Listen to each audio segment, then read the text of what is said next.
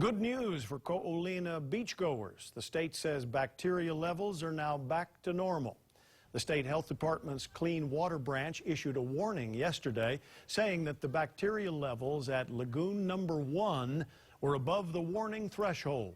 But test results came in this afternoon showing the levels have gone down. The state tells us that beachgoers will likely see more warning signs at beaches statewide. Manolo Morales goes beyond the headlines to explain. Manolo?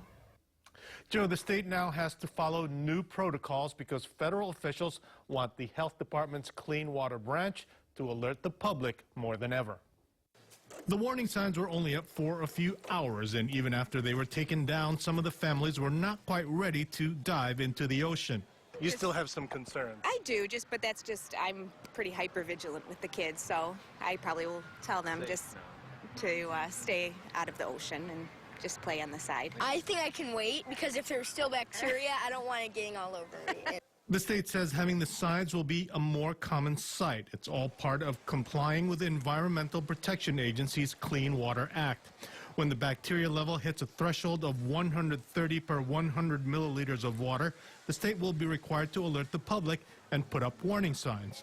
At that level, the EPA estimates that 36 people can get sick out of 1,000 who go in the water. The state adds that it does not mean that the beach is closed, but it should serve as a precaution for those who have an increased chance of contracting an illness from going in the water. That includes children, the elderly, and those with a weakened immune system. Because this is the new norm, and it's going to be incumbent upon the Clean Water branch to basically educate the public, to inform them, to explain what this signage means to each individual. This is all about us sharing the data. You can make your own decision, but, these things are going to happen even on the best of the beaches, including Ko'olina. As for the cause of the increased bacteria level, Yamada tells me he's confident that it has nothing to do with the recent sewage spills in the area.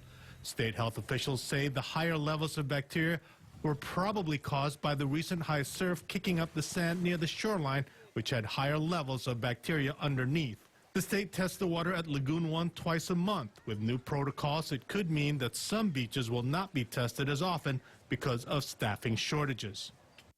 We will check back with the state and find out which beaches will not be tested as often under these new protocols. Manolo Morales, KHON 2 News.